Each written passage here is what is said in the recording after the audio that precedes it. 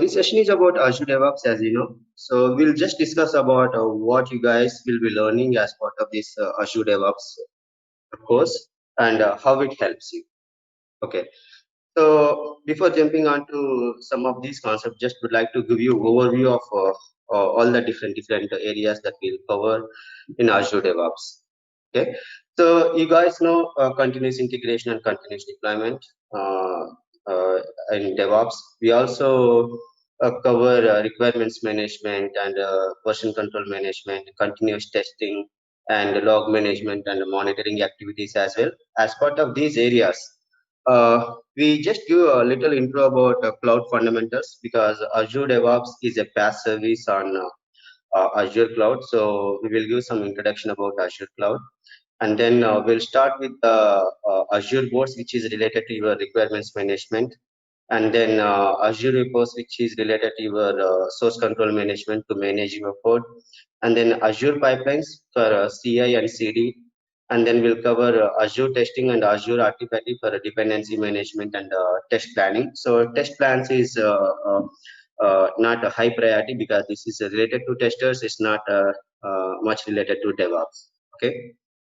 But this is a part of Azure DevOps tool stack. That's why we are covering that one as well.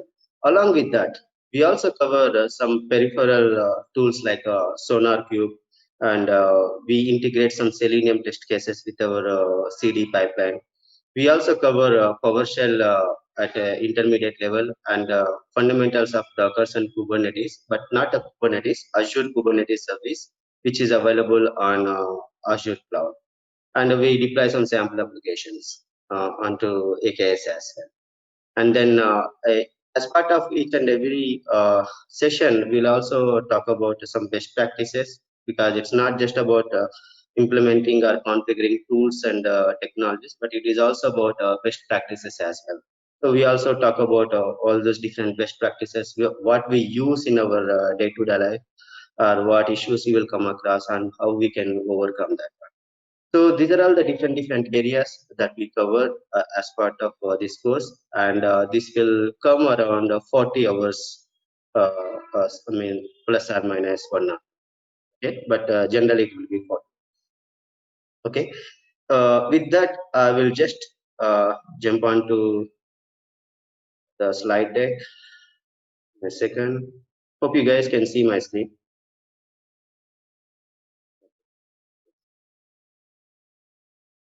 Yes, we can see. Yeah. Thank you. So let's talk about since Azure DevOps is a part of Azure Cloud. So let's talk about some cloud fundamentals so that you will answer what is Azure DevOps, how you can access, etc., etc. Because without knowing fundamentals, it's not a good idea to start working on any tool or technology. So basically, if you take any cloud, be it Azure or AWS or Google Cloud or anything, there will be three services. They are infrastructure as service. Basically, you deal with the virtual machines or networks or storage, and then monitoring areas, and then platform as a service, where you basically, it's not just an infrastructure like virtual machine.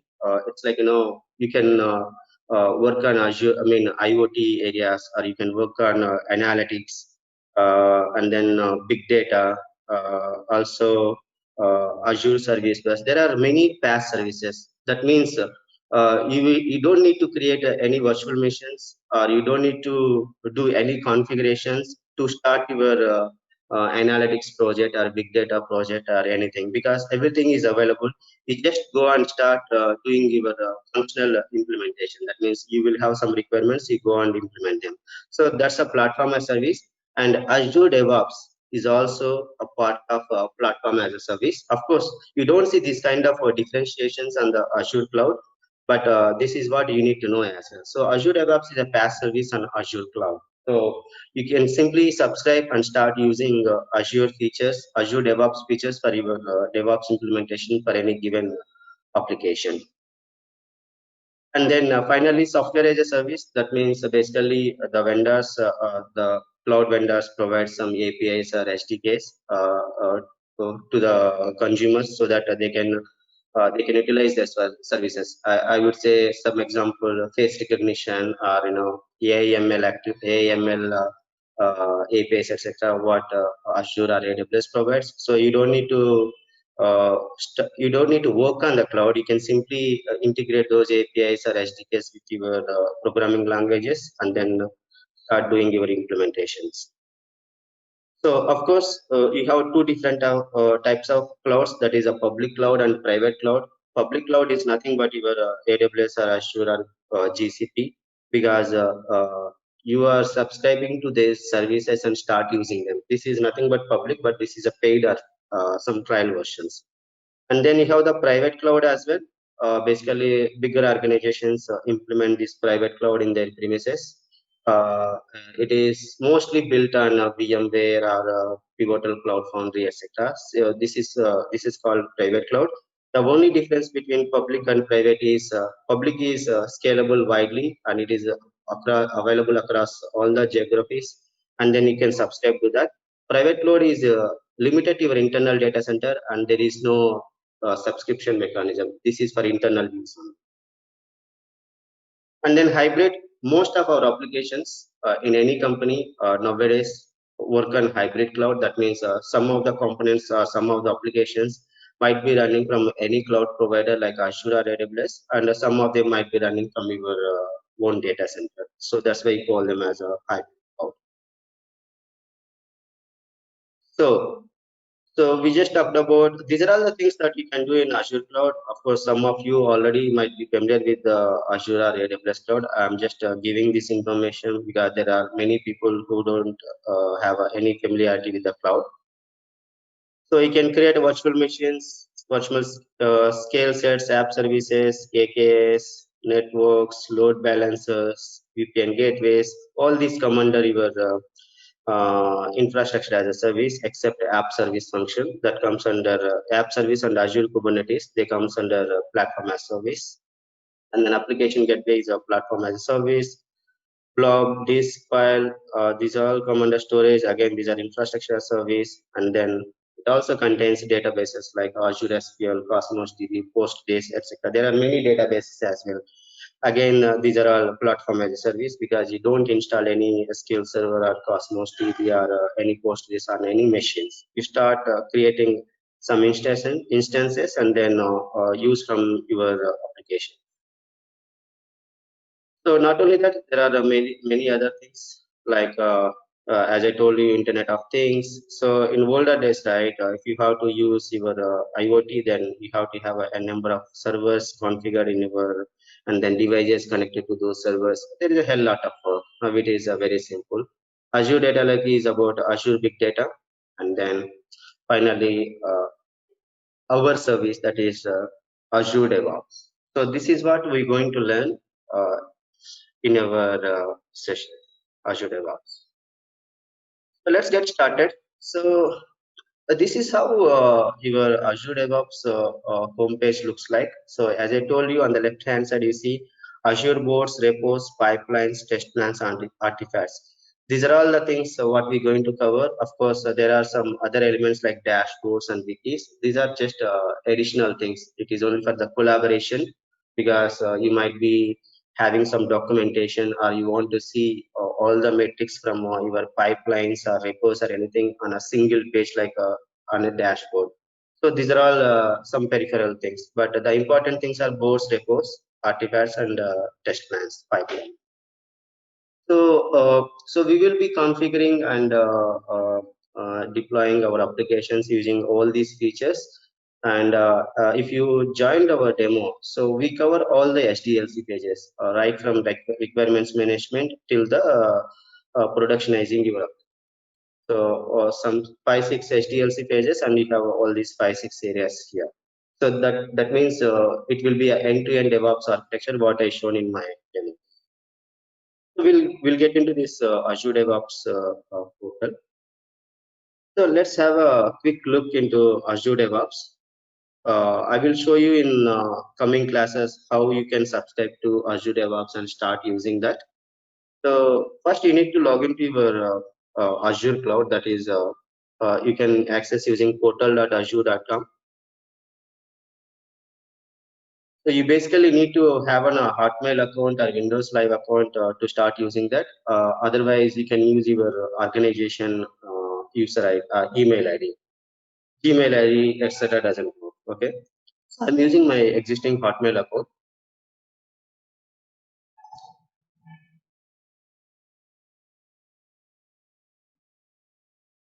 So guys, today's session is all about overviews, and then from tomorrow onwards, we slowly get into the in-depth sessions. So this is how your Azure DevOps looks like. I'm currently using my free subscription. You see, I'm having 13,000 rupees free credit, and these are all the different services what we were talking about. So in that, I will be using Azure DevOps. You can simply go and search for Azure DevOps, Azure, and this is Azure DevOps service. Just click on it. So this is a home page of Azure DevOps. You just need to go and start accessing this. You click on My Azure DevOps Organizations. So I will not be showing anything, creating organizations or creating projects today. We will start from tomorrow. So this is how your Azure DevOps homepage looks like. This is my organization, Hasura 86. Organization is nothing but because you might be working for some division, you might be working for some vertical, right? So you need to have some categorization of your projects as well, or you might be having your project management might be having some uh, uh, so portfolios as well. So that's the reason we have the organization, and these are all the DevOps projects that we create, and these are all the different features we are talking about. Okay, so we will be covering all these things. So let's get back to our slide deck and see what are all the things that we're going to cover. So there is a history behind Azure DevOps Server. That means it's not a new one. Uh, so it has its predecessors. Like it started with a Visual Source, and then TFS came into picture, Team Foundation Server, and then there are many versions in TFS to TFS 2012, 13, 15, 17, like that. And then it is renamed to VSTS, Visual Studio Team Services. It was also available online. And in September 2018, they renamed it to Azure DevOps. Okay, so this is a history behind Azure DevOps stack. And if any one of you worked on TFS or used TFS or VSTS, then you will get some familiarity about Azure DevOps as well. Okay, because it has those features, but additional features have been added, and it is made very much easier when compared to older versions. So So what are the different services? We just talked about it. So Azure DevOps supports both distributed version control systems like Git, and it also supports centralized version control systems like TFS. Okay, so you can also connect to external GitHub, or you can connect to GitHub. So the integration capabilities are very high in Azure DevOps. So you are not limited to what is being provided by Azure DevOps. And then requirements management, which is Azure boards, and then project management is also part of your Azure boards. It supports both waterfall and then Scrum methodologies, but we will be using Scrum because this is widely used across all the organizations in the world. And then automated builds and deployments. So where we use Azure pipelines, you call it as a Azure build pipeline and Azure release pipeline. And then for testing, we use Azure test plans, but this is of least priority because it's only a test writing test cases or test suite. We don't concentrate much on that one, but we will be covering it. And infrastructure as a code, as I told you, we do not cover infrastructure as a code 100% in this course because this is targeted for application DevOps. That means the people the DevOps engineers basically deal with application build and deployments. So that is called application DevOps. But infrastructure as a code is for the people who explicitly get into the infrastructure areas for the automation of infrastructure elements. That means automated way of creating virtual machines, automated way of creating storage, automated way of creating virtual networks, and an automated way of patching your servers or deploying some operating system patches or configuring the operating systems, etc. That comes under infrastructure as code. And on Azure, you use a feature called ARM templates, ARM, Azure Resource Manager templates for infrastructure as a code. So we will be giving an overview of these ARM templates so that whoever is learning application DevOps in this course we'll also have exposure to infrastructure as a code ARM template as well. But this is not in depth because the skill sets are different both for application DevOps and infrastructure people. Okay. And then release management. This is where we configure automated workflows and automated approvals. That means when you are deploying or moving your code from one environment to the other environment, in the reality, you basically taking approvals from your program managers or project managers or test managers or architects. So a number of people involved in this approval process. We make it automated. So basically, I would say we will be implementing one-click deployments. That means the moment you check in code, it will deploy code, or the moment you change some status of your requirement in your Azure boards, it will deploy the code. So it works like that. And what additional things we'll be covering? So we will be talking about monitoring aspects as well. Of course, monitoring is a special skill set from the infrastructure people. So they probably be using tools like SCOM, Nagios, or SolarWinds, etc. But as a DevOps engineer, you also need to know how those tools work and what's the importance of those tools with respect to your applications. Okay, so we will be talking about those different tools, but we will not be implementing because they are into different areas. Okay, and then integration with the other DevOps tools. So as I told you, in organizations, you will not be using only Azure DevOps tool stack, and we also talked about many other DevOps tools in our demos like Jenkins, Bamboo, TameCity, Octopus. There are many tools in the market as well. So in any given organization, the companies will be using different tools. There will be Jenkins, there will be Bamboo, there will be tools like Jira for requirements management, and there will be Octopus, etc. So your Azure DevOps should also have a capability to integrate with those tools as well. Let us say one of your project might be using Jenkins as a DevOps tool, but they want to migrate to Azure DevOps. But it doesn't mean that they can simply close or discard Jenkins and moving to Azure DevOps, right?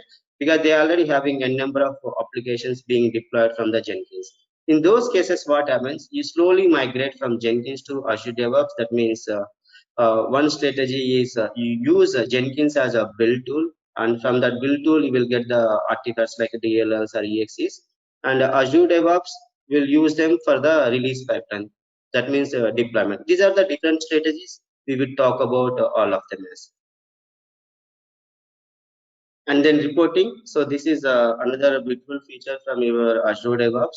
That means if you are using Jenkins or any other tool for the reporting purpose, means the way you share your build metrics or release metrics or code analysis metrics with your different teams like a testing or dev or operations team is a hectic process because you need to install lot many plugins, you need to configure them, you need to configure email servers, etc. It takes a lot of time. But reporting is a built-in capability of your Azure DevOps. It's all about configuring what reporting features you need to have and who are all the recipients for those identified reports. We all talk about those. So I'll just like to talk about one more beauty of these services like Azure DevOps. So if you are using open source tools like Jenkins, then you need to use a number of other tools as well to integrate them. Like let's say Jenkins, Jira for requirements management, and Bitbucket or Git for code management. Jenkins for your build tool, building automated builds, and some other tool could be a deployment tool. And then you have some other artifact management tools. Likewise, you need to install all these different softwares on your virtual machines or on your servers, and then make a network connectivity between all these different systems and servers. And finally, the DevOps engineers will be able to go and utilize them for doing the DevOps for your applications. Okay, which may take in general, even in the companies where the approvals are very fast, it takes more than a month.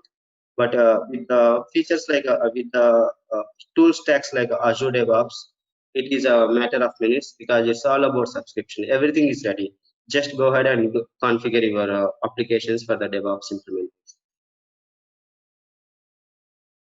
So in our demos, we talked about Azure building blocks, and we see the same thing in our Azure DevOps portal as well. So these are Azure boards, repos, pipelines, test plans, artifacts, and we there are some collaboration services as well. So dashboards, wikis, alerts and notifications we all see in our homepage of our Azure DevOps portal. Okay, so there are different requirements for different organizations. That means Azure DevOps, as I told you, Azure DevOps is a platform as a service on Azure Cloud. That means it is publicly available. Of course, you have a security in place. Not everyone can access your Azure DevOps server because you will be using with your Active Directory, or you will be using some credentials to access this. And your data is also isolated from your other vendors who are accessing Azure Cloud. But some clients like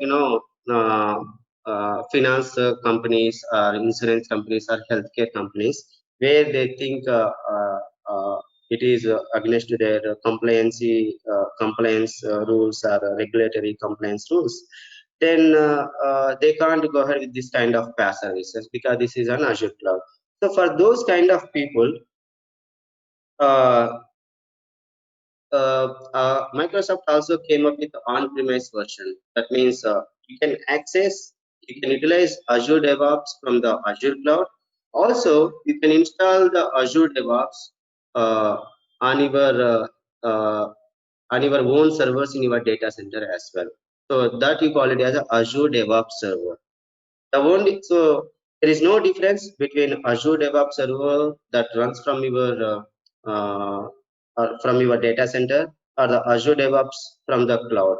The because every look and feel is same and features are same, and the only difference is you don't need to manage any servers or mesh networks or anything when you're using PaaS service. But if you are doing it from your data center, you are responsible for the hardware and software. And the other difference is most of you people will not be knowing this difference. As of today, the Azure DevOps that runs from your data center will not have access to SSRS reports in your SQL server. That's the only difference. But rest everything is same. But you will not feel this difference because you will not be using mostly this. So So these are the DevOps building blocks what we seen in our demos: continuous integration, deployment, testing, monitoring, release management, smart environments, and this is a slide you already seen it in our previous sessions. So just a little intro about our Azure DevOps and some cloud areas. So this is where we start with Azure DevOps feature. So let's discuss how you start your Azure DevOps. Okay. So let us say once you have a subscription to Azure DevOps, you can go ahead and start doing DevOps for your applications. So when I say start doing DevOps means you will be automating builds and deployments, and also you will be standardizing some processes. We talk about those processes as part of our sessions. So and also you will be configuring your code quality analysis, automated test suite, and integrate them with your pipeline, etc. Before all this happens, the first step is requirements management, right? So before that requirements management, the management will decide what kind of project management methodology should be used for this application development. Okay, so that's where it starts. Of course, there will be some more activities before that, which the technical team will not be knowing. Okay, so we basically create a Azure DevOps project in our Azure DevOps portal. So when we say we create Azure DevOps project, it's not the project that you create from your Visual Studio. Guys, I will be using Visual Studio and .NET applications for this DevOps. Okay, so we will cover Java, but so by taking one application towards the end of these sessions. Okay, so please bear in mind that. So we will be using completely .NET Stack. Okay, so we will create some Azure DevOps project in Azure DevOps portal. So where you will get all these different features like Azure boards, etc. And then we will push our code to the Azure. Okay, so Azure DevOps project is a container for all your project management or application elements, your requirements, your code, your DLLs or EXEs, your test plans, etc., and then your reporting. So we will be basically using a Scrum template for Azure DevOps project. That means our sessions will follow Scrum methodology, and in that we will be configuring the teams. That means when you take any application development, right, you will be having a number of teams, let us say uh, developers, testers, and then your operations teams. And again, under the developers you will have the application development developers. That means .NET developers or Java developers, and then you will have the database developers. So we will be configuring those teams, and then we will also configure some sprints because we follow Scrum methodology. So so I would say as part of this course you also you not only learn Azure DevOps, but you also learn some level at Scrum as, and you will be comfortable even configuring your Scrum metrics like burn down charts, etc., for your project management as. Okay, and then we will also you will also be getting a very good experience on defining capacity for your project as well. That means how you track the resources, and how you manage the deadlines, etc. So because this is part of Azure boards in Azure DevOps tool stack, we will be expanding that one as. So and after that there are many things which we will be covering from tomorrow. Guys, since this is first session today, I would like to give more and more time for your question and answers so that you will be comfortable for the in-depth sessions from tomorrow. So we will start with dashboards and wikis, and then we'll get into the Azure boards in this week.